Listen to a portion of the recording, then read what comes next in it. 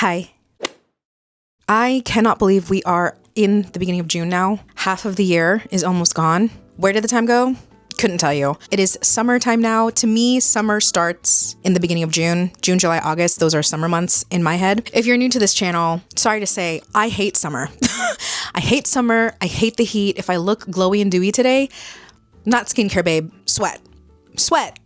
That's sweat. Anyway, we are here to talk about the month of May wrap up. I don't know if you've noticed, but I hardly posted any videos in the month of May because I didn't have a lot of time to film anything. I had back-to-back events. I helped my best friend recover from surgery. I watched BTS.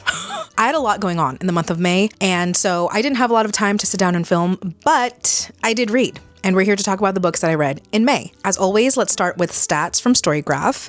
I read 15 books in the month of May, which, considering how busy I was, I would call that a win. I had a pretty good reading month. I would say this was probably one of the best reading months I've had all year so far. For page number, 20% of the books I read were less than 300 pages, 60% were 300 to 499 pages, and 20% were 500 pages and up. So I read some pretty chunky books this month, and I'm really proud of that. Top genres: romance, contemporary, historical, fantasy, and mystery. For format, 13% of the books I read were digital on my ebook, 40% were print, and 47% were on audio. And my average star rating for May is 4.22. Iconic, stunning, gorgeous, phenomenal, incredible. What a fantastic reading month, I have to say. So now let's get on to the books. The first book I read in May was Our Wives Under the Sea by Julia Armfield. I listened to the audiobook of this, which I really enjoyed. This is fairly a short book, so the audio was only about 6 hours. I got through this pretty quickly. In this, we follow two wives. Leia is a marine biologist who goes down into a submarine into the deep depths of the ocean to do research. Her wife, Miri, is on the surface and basically waiting for her to come back. When Leia's expedition is over, she comes back and she is not the same at all. Things are very wrong. It is not the same Leia that Miri said goodbye to at the beginning of the expedition. She's changed entirely, not just physically, but also internally. It is sort of a exploration into grieving and losing someone despite the fact that they are still physically here. And that was really daunting. It was really heavy, but still moving, and I really enjoyed the writing. However, the actual plot definitely left something to be desired. Just when it felt like the story was starting to build and we were on the cusp of getting answers for questions that we have had the entire story, the book ended. Like Miri, we didn't get any closure at all as to what exactly happened to Leia and the rest of her crew down in the submarine. And to me, depending on the book and the story, I'm okay with an open ending, but I felt like because there was such huge emphasis on the different changes that happened to Leia, I, like her wife, was like, what the fuck is going on? Like, what happened down there? Tell me. I would have loved to at least had some inclination towards what happened, but we got absolutely zero. Nothing. Nada. I was left unsatisfied in that sense, but I still felt like the writing was absolutely beautiful. I rated it 3.75 stars, still enjoyed it, had a great time with it, and you know, the writing was just incredible, but I wanted a little bit more. So that is Our Wives Under the Sea. I'm going to go over this next book pretty quickly because at this point it is the 7th book in a series, and that is An Impossible Imposter by Deanna Raybourn. This is the 7th book in the Veronica Speedwell series. You guys know I don't shut the fuck up about the series. This is one of my favorite series of all time, arguably my favorite series of all time. You would think that by now I'd be bored or I'd be over the series, but no, it seriously just keeps getting better and better. And the angst in this one, the ending leaves you on the edge of your seat. I had to stop myself from reaching for the next book because at this point I only have 3 more books left in the series to read, and I need to space that out because I don't know when the 11th book is coming out and I don't want to be without a Veronica Speedwell series for longer than needs to be. So I'm trying to space it out, but the end of this book, I was like, there's no way this is the end. What do you mean? What do you mean? Veronica and Stoker continue to pull at my heartstrings. They continue to be my comfort characters. I love this series so much. Well, this was a 5 out of 5 stars. Sorry to say. It's my favorite series. I don't know what to tell you. That was An Impossible Imposter. Okay, I need everyone to take a seat for this next book. I am slowly but surely getting back into reading romantasy. I know. I have sworn off romantasy for so long, but I am finally in the mood to give it another go. I was actually going to do a vlog where I am giving romantasy another chance and was going to read all of these romantasies, but given my track record with romantasies, I didn't want to spend my time reading only romantasy back to back to back to back. I would have had to been put into a straitjacket if I did that. To slowly ease my way back into romantasy, I am probably going to do 1 or 2 a month. And off of my physical TBR, I read Shardless by Stephanie Fisher. This is the first book in the Temperance series. I would actually argue that this is more fantasy than it is romance. And because of that, in a shocking twist, I didn't hate this. I was not expecting to hate this, but I wasn't expecting to actually enjoy this and want to continue on with the series. I truly was not expecting that at all. And mind you, it had to really keep my interest because this is an almost 650 page book. I've read fantasy standalones that were shorter than this. I'm going to put this down because it's heavy. In this book, we are in the world of Temperance. It is sort of an island, and there are different kingdoms spread out through this island. We follow our main character, Tally, who is, in the beginning, she is young, she's 5 or 6 years old, and she comes from a family of time mages. Now, time magic is forbidden in this world, and so the book opens up with her village getting absolutely destroyed, and her mother imbues this magic in her and also kind of curses her in a way that Tally's magic is dormant and she loses all of her memories. And in the world of Temperance, the families that are in power are all royal fae families, and we have the Marquess named Yvain and his sister Serena, who are in charge of a nearby kingdom, and they go to this village to go through the rubble and the destruction of this tiny village, and they find Tally, who is the only survivor from this destruction. They take her in and she becomes their ward. This was also really interesting because the found family dynamic was very different than anything that I've ever read, because as I said, that the head of this royal family is Yvain and his sister Serena. Yvain's wife had died a long time ago, so him and his sister are now in charge of it. It was just an interesting dynamic having a brother and a sister as the parental figures in this book rather than a husband and wife. Their dynamic is so funny as they are siblings, but the both of them see Tally as their adoptive daughter and they're very protective of her. And also there is a boy named Sky who is a shadow mage, and Yvain is one of the most powerful shadow mages in Temperance. Sky comes from a royal fae family as well. Sky's family sends him to live with Yvain and Serena because Yvain becomes his mentor. The magic system in this world is very unique as well. The way that the mages sort of pull their power is through the ether, and they kind of suck the ether and the energy around them, and that's what gives them the power, but there are limits to how much ether they can use. I love that the fae in here, though they do have magic, it is limited and it's not coming from, you know, an infinite well of power. You know, there are limits and there are restrictions to how much power they can use at once. So now we're in the present and Tally has run away from home because her dormant time magic powers have started to come out. Upon all of these moments where she can feel this sort of power coming from her, in her gut knows that it has something to do with time magic. And because time magic is forbidden and everyone has been hunting time mages since like decades ago, she knows that because Yvain, Serena, and Sky love her like their own. If they knew she had time magic, they would do anything in their power to protect her, which puts them in danger. Because she doesn't want anything to happen to them, she runs away. She tries to make a life in the human mortal lands and tries to deny the magic, but she gets pulled back into Sky, Serena, and Yvain's world, and things go from there. There is a friends to lovers,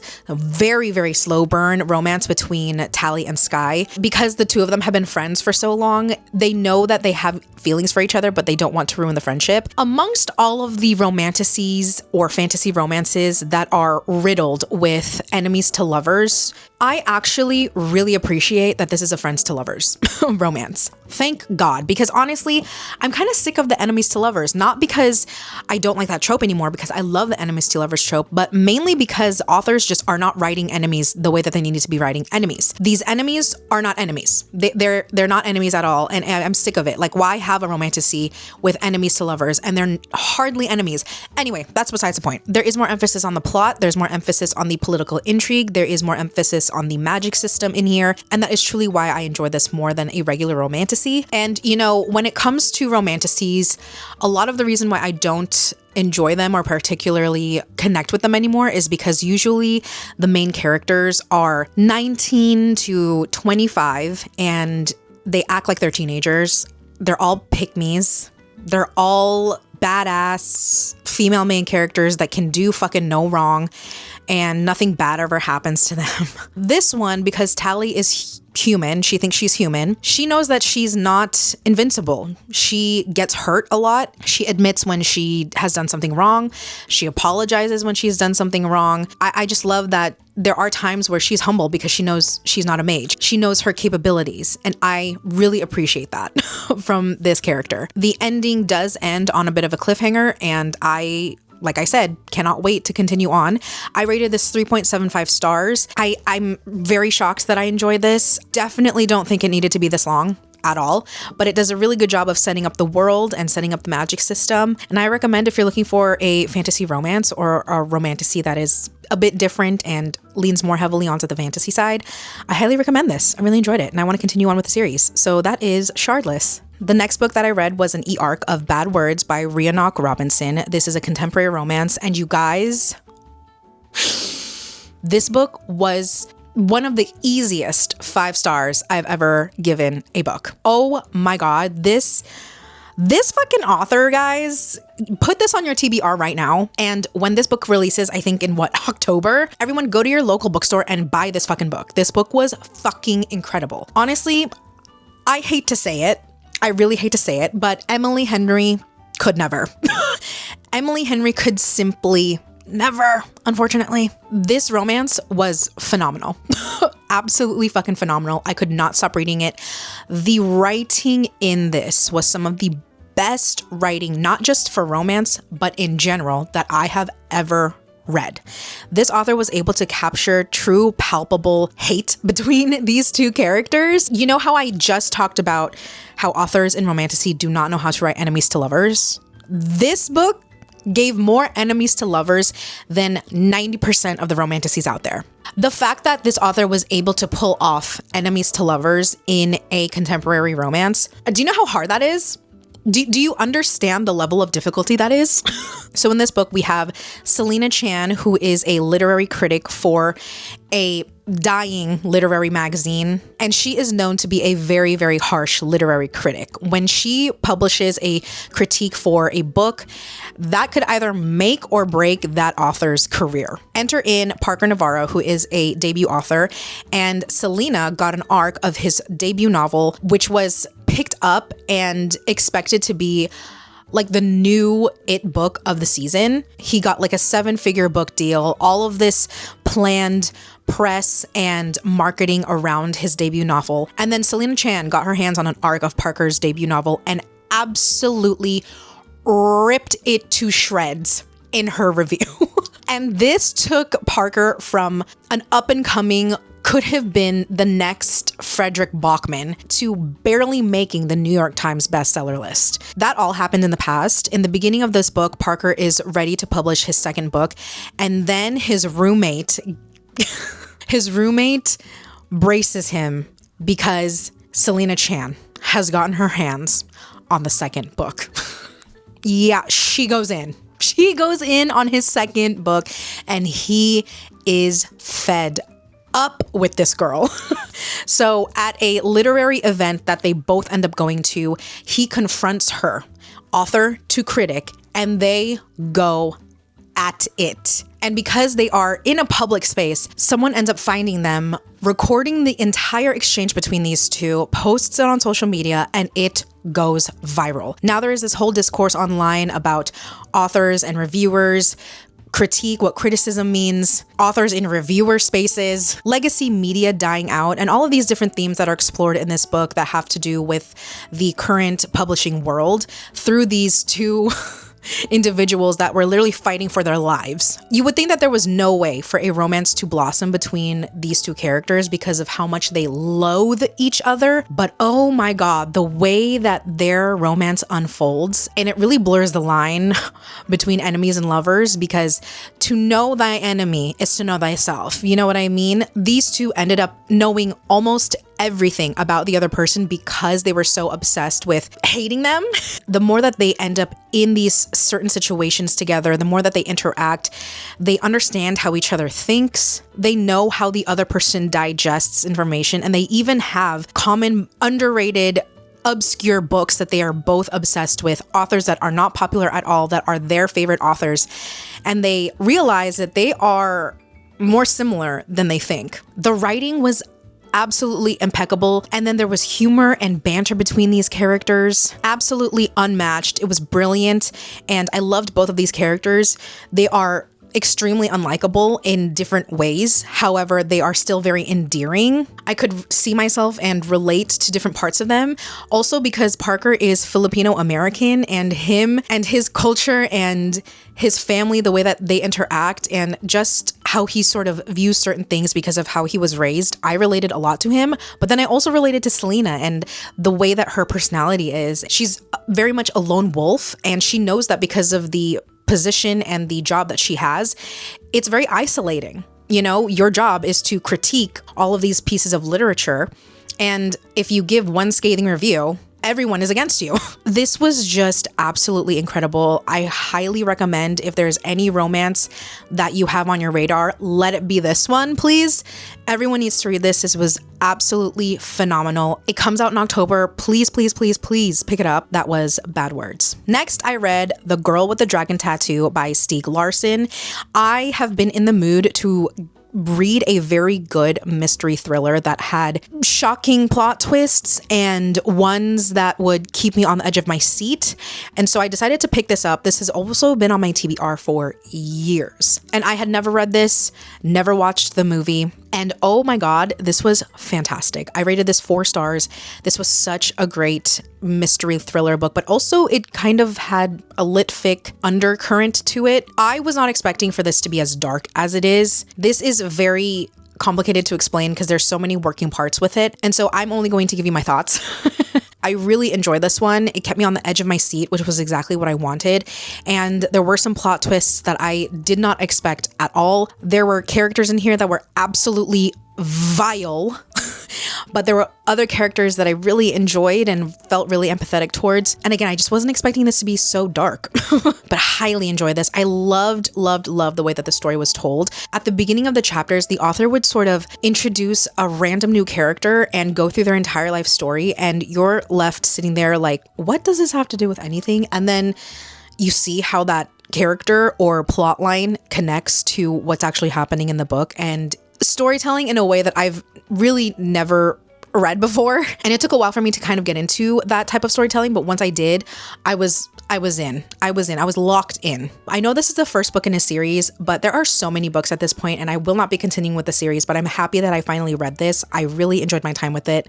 So that is The Girl with the Dragon Tattoo. Now we get into a section of books that I am reading because I am prepping for my trip to Ireland and Scotland in the fall. And so I've decided to, until I leave for that trip, read books that are set in Ireland or Scotland. The next 2 books that I read were Whiskey Business and Scotch on the Rocks, both by Elliot Fletcher. As you can tell, these books are both set in Scotland. This series follows the McCabe brothers. The first book, Whiskey Business, we have a romance between April and Mal. April is a very famous actress, but she actually comes from this small town where Mal lives. Her grandfather has passed away, and she is the sole inheritor of the whiskey business and whiskey distillery that he owned and ran. Mal was her grandfather's second in command, and now that he's passed away, he's in charge of everything that goes on with the whiskey business. But he doesn't know that April's grandfather and his mentor was severely in debt. And April had actually bought all of the business and the distillery outright in her name to help him with the debt. And he thought the entire time that he was going to inherit the whiskey business because, you know, he's been working there for so many years and put in all the effort. And he's really the only reason why it's even still around standing, but it is suffering a bit because he's only one man. After her grandfather passes away, April comes back. And again, Mal has no idea that she is the owner of everything. She comes in and she is determined to turn the business around and make it, successful again. And Mal is very hesitant to let April help because she wasn't really around when her grandfather passed away. He had been sick for a while and she never once visited him, but he doesn't know that it was because her grandfather never told her how bad his sickness was. And so she never knew that he was on the verge of death.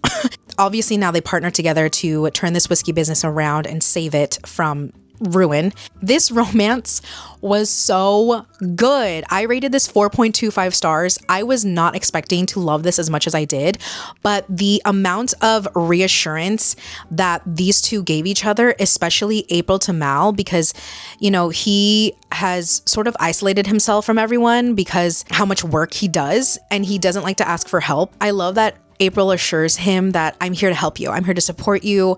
She's a ride or die for sure. Obviously, they don't like each other in the beginning, but then once the floodgates open, they were obsessed with each other. And I loved it. I thought this was so fun. I thought it was such a sweet romance. I really enjoyed this. I listened to the audiobook of this and the male narrator with the Scottish accent, ate that up. Sure did. Like I said, rated this 4.25 stars, enjoyed this. That is Whiskey Business. Then I went straight into the audiobook of Scotch on the Rocks, which is a second book. This one follows the eldest McKay brother, Callum, and his romance with, what is her name? Juniper, who goes by June. This one was messy because Juniper used to be engaged to Callum's youngest brother. Yeah. But to be fair, when the two of them first meet, Callum doesn't know that Juniper is his brother's fiance, or at that time girlfriend. It was love at first sight for him when he first saw her. She was already obviously with his younger brother and he didn't know that. However, that relationship obviously didn't work out and they were not meant to be, but Callum has always held a candle for Juniper. Juniper, for her part, never really, she was attracted to Callum, but never pursued anything with him. Now, a few years later, the two of them reconnect and it's their romance. I rated this 3.5 stars. I didn't enjoy this or love it as much as the first book, but I still had a good time with it. And like I said in the beginning, this book was messy. And you guys know me. I love mess, I love drama, I love scandal. And honestly, this book gave it all. I loved that part of it. The romance wasn't my favorite, but you guys, I was not expecting to love these books or this series as much as I did. And I'm thinking, oh my God, is Elliot Fletcher a new auto-buy author for me? So that was Scotch on the Rocks. The next book I read, listened to, was The Prince of Broadway by Joanna Shupe. Now, this is my first Joanna Shupe book, and she's a very prominent historical romance author. And this one is a romance between Clayton and Florence. Clayton is the owner of a very, very, very, very popular men's only casino. He is a little bit in the, darker, more outlaw type of business. And Florence is a high lady. She seeks out Clayton's help because she knows that he runs one of the most popular, most successful casinos in the area. And she goes to him and asks for him to be her mentor so that she can learn how to run a successful women's only casino of her own. However, Clayton has had a deep-seated hatred for Florence's father, and he is out for revenge. He's out for blood. You would think that would be the third act breakup. However, the thing about these two is that from the get-go, there's zero miscommunication. They are open and honest with each other from the get-go. The time that they meet, when Clayton is ready to tell her that he'll be her mentor, he literally tells her, I'm attracted to you. And I am willing to be your mentor and I will show you the ropes, but I just want you to know that I am actively seeking revenge against your father. And I love that. Florence takes it in stride. She honestly didn't really know in what way he was going to take revenge against her father, but she was like, well, that's business between men. I'm trying to focus on my business. So you do what you need to do, babe. I'm still going to make moves to learn how to open my own casino. And you know what? Love. Absolutely fucking iconic. I really loved the tension between the two, the push and pull because of, their circumstances. And this was just so good. I am honestly loving historical romances a bit more than I am contemporary romances, just because I feel like there is more honesty in historical romances. The characters actually communicate with each other in historical romances, and they just act more adult in historical romances. I don't know what that's about, but the characters act like actual adults. Really enjoyed that. I rated this 4 stars. That was The Prince of Broadway. All right, next I read The River Has Roots by Amal El-Mohtar. This is the author of, well, one of the authors of How to Lose a Time War. This really short novel is about these 2 sisters who live in a small town right on the edge of the fairy realm. And these 2 sisters have a magic that is sort of tied to their talents of singing. These 2 sisters, Esther and Isabel, are soulmates. Okay, they love each other and are completely 100% loyal to each other in both life and in death. There is beautiful mythology and folklore woven into this book. The absolute bond between these sisters was unlike any other. I loved this. The writing in this was absolutely phenomenal, and the way that I was so emotionally invested in these characters, having it only be less than 150 pages, I couldn't believe it. Truly. This was, believe the hype, this was absolutely phenomenal. I rated it 4.5 stars. This was so moving and gripping. 95% into the book broke my heart, and then the ending made up for all of it. And thank God for that ending, because bitch, you would have hated to see the aftermath of that. Loved the writing, loved the prose, loved the atmosphere in this book. The female rage in this too. And when justice is served, chef's kiss. This was really fantastic. Believe the hype.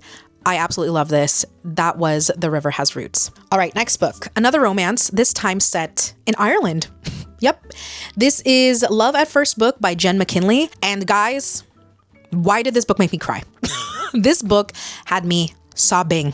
I rated this book 4 stars. The romance books set in Ireland and Scotland, I don't know what the fuck is in the air, but guys, I'm obsessed. If you have any romance recommendations that are set in Ireland or Scotland, leave them down below, send them my way, because I am having a blast reading these books. In this book, we follow Emily, who is a librarian here in the States, and she applies to work with one of her favorite authors of all time, a very popular author in Ireland. This author, her name is Siobhan Riordan, and she is basically J.K. Rowling. Like, she has wrote a children's fantasy series that is very similar to Harry Potter in this book. And this author, Siobhan, actually runs a bookstore in the little town that she's from in Ireland.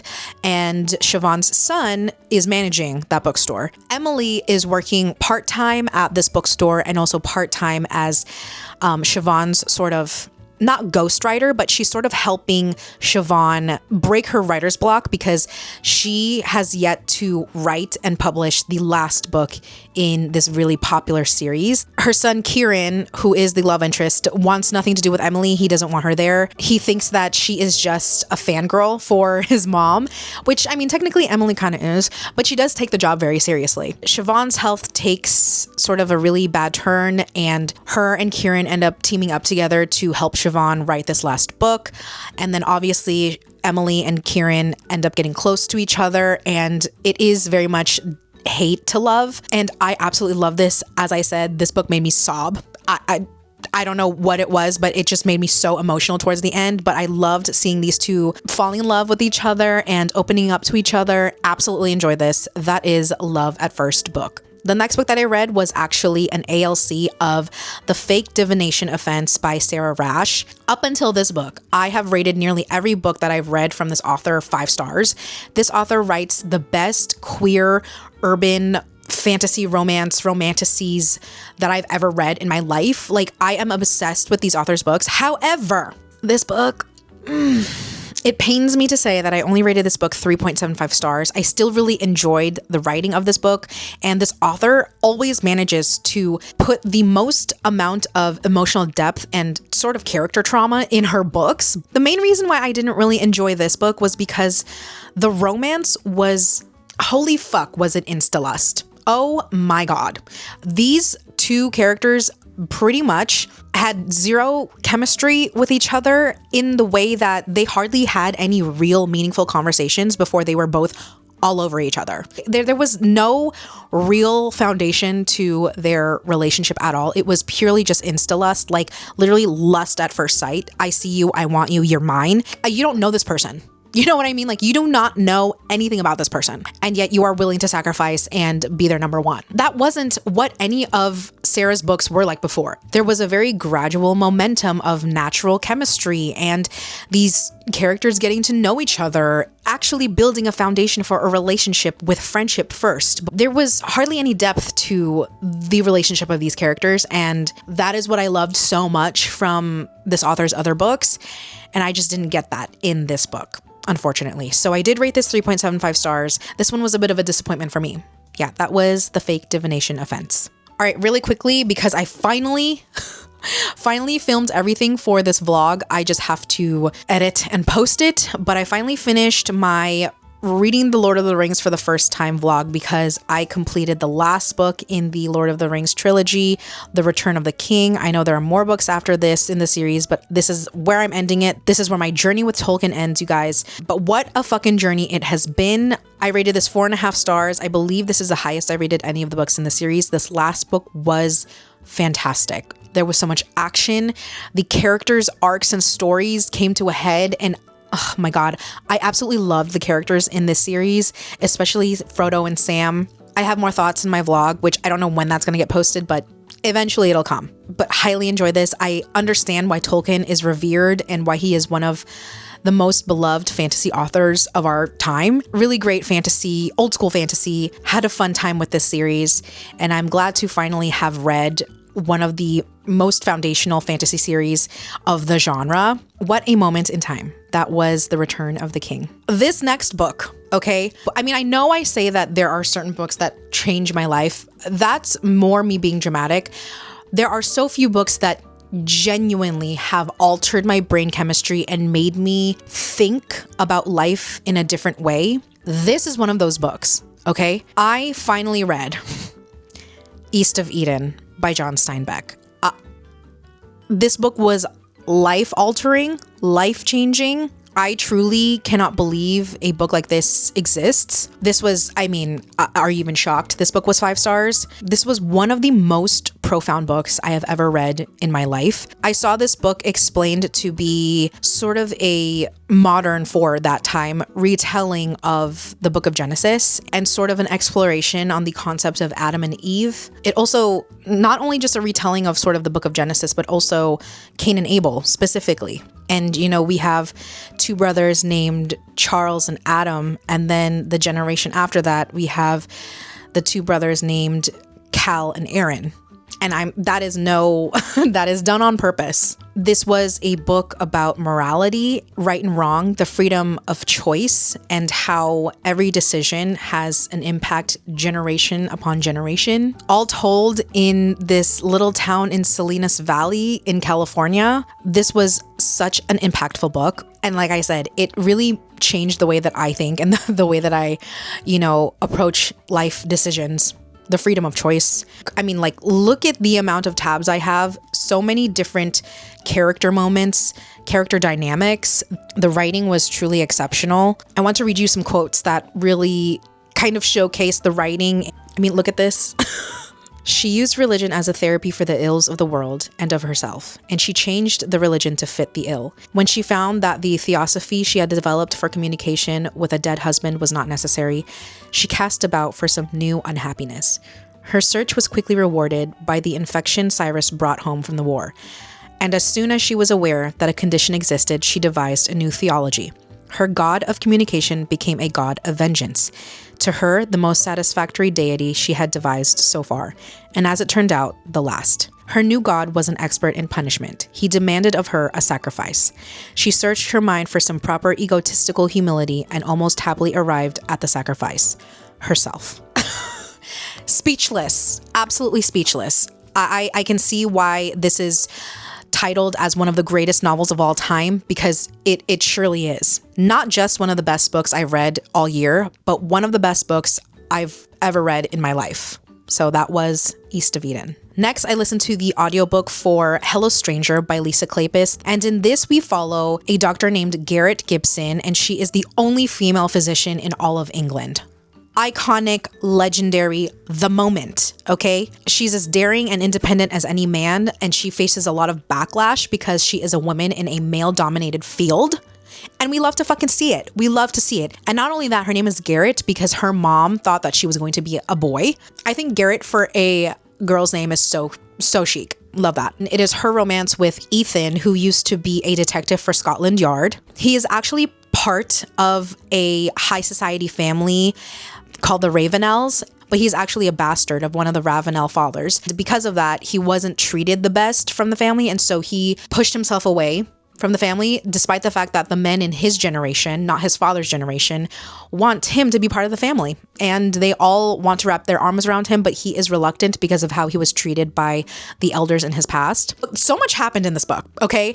The both of them fall in love with each other, but, you know, he's involved in sort of assassinry. I'm saying that very loosely. And she ends up being in his vicinity a lot because she's a doctor. She ends up helping him in a lot of medical situations. And then there comes a point where he ends up needing medical attention, and the two of them get whisked away in the country house of his Ravenel family. He is sick to his stomach that the family that is his birthright has decided to take him in because, you know, he's pushed himself away from them for so long. The way that she really takes care of this man and is such a ride or die, loyal to him, and the way that he's just simply obsessed with her. Obsessed. This man has been obsessed with her for years. And then there's this whole plot that is against him, and his family and her help him with it. And there was just so much going on in this book, but I absolutely fucking ate this up. I rated 4.5 stars. I think to date, this is one of my favorite historical romances I've ever read. And actually, Garrett reminded me a lot of Veronica Speedwell. She is a woman that was ahead of her time, an independent woman, a woman that was in a very male-dominated field, and she really had no problem putting these men in their place. She was independent, badass, iconic, and I loved her. This was my first book that I've ever read by Lisa Kleypas. It will not be my last. I really enjoyed the writing in this. There was humor, there was heart. Love this. Love, love, love, love this. That was Hello Stranger. All right, the last book that I read in May was Acts of Violet by Margarita Montemor. This book, it has a very polarizing audience. As I've read some reviews on Goodreads, there are people that really love this. There are some people that didn't. And it was because this book has a hint of magical realism in it that either could make or break someone's opinion of it. For me, I loved that part about it. And honestly, the magical realism of this doesn't really even come into effect until the very end of this book. And I really enjoyed that. I think that's just because like I love fantasy and I love anything that has to do with outside powers and, you know, the concept of things outside of our control in terms of energy and I don't want to say magic, but more things that we cannot comprehend as humans. I enjoy that because I do believe in that. This book is about two sisters. We have Violet, obviously, and then we also have Sasha. As they were growing up, Violet and Sasha used to be really, really close, but towards the end of their sisterhood, Violet and Sasha become basically estranged. Violet has become a world famous magician. There are people who are obsessed with her because the way that she does magic is unlike any other magician out there, especially because she is a woman. There are a lot of magic tricks that she has done in the past throughout her career that a lot of magicians, professional magicians, they are not able to explain at all how she was able to do certain tricks. And eventually her last trick was her completely vanishing and disappearing off the earth. She vanishes in the middle of a magic trick and she has not been seen, not been heard of since then. And we are following Sasha in the present as it has now been 10 years since Violet has disappeared. And Sasha has lived through all of the aftermath that has happened since then because there are people who are obsessed with figuring out where the fuck Violet went. Violet herself is a very mysterious character. This book has different podcast interviews, phone interviews, and articles that are written about Violet, her history, how she became who she was. And I love that aspect of it. I love when mixed media is written in books. And I listened to the audiobook as I was reading this book physically, and I absolutely loved the audiobook production because the podcast parts are recorded as if you are actually listening to a podcast. When someone is giving a phone interview, it sounds like someone's talking through a phone. It just was very entertaining and it kept me locked in with this book. I swear to you, I've read this in the span of 48 hours. I could not stop reading this book. I was obsessed. And I just, the way that the author wrote it made Violet seem this enigmatic, bigger than life character. And you just, like her obsessed fans, wanted to know what the fuck happened to her. Where did she go? How did she vanish? Part of it too is you're following Sasha kind of taking the blame because of their estranged relationship. And you see how all of these people in Violet's life, her ex-husband, her ex-manager, her ex-coworkers, have done these interviews and sort of told their version of the Violet that they knew. And it kind of made Sasha seem like the bad guy. But then you're following Sasha's perspective and you see the truth behind everything and exactly how Violet had treated her and their tumultuous relationship. And you realize that Violet is not as much of a good character as people make her out to be. And you kind of empathize with both sisters, because they are both just trying to survive. And they both, despite being estranged towards the end of their sisterhood, they still really love each other and they're still really loyal to each other. And Sasha has done so much to protect herself and to protect her daughter and her husband and her loved ones from viewing Violet the way that she views her, because she knows the harm that Violet has done, but no one else does. And she doesn't want to tarnish their view of Violet. That is such a sisterly thing to do. And like I said, towards the end, there is a hint of magical realism that explains what happened to Violet. I actually really love that. I love magical realism in books.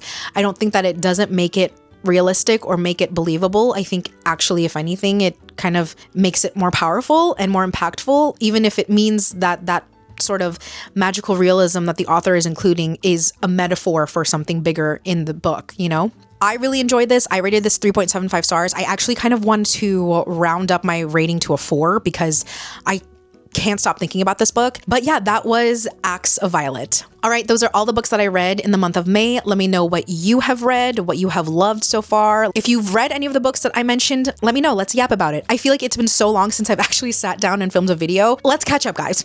I miss being on here. I miss recording. I miss talking about books with you guys, but I'm back. I'm here. I'm queer. Happy Pride now that we're in June. And yeah, I miss you guys. So let's yap in the comments. Thank you guys so much for watching. I hope you enjoyed this video and I'll see you in the next one. Bye.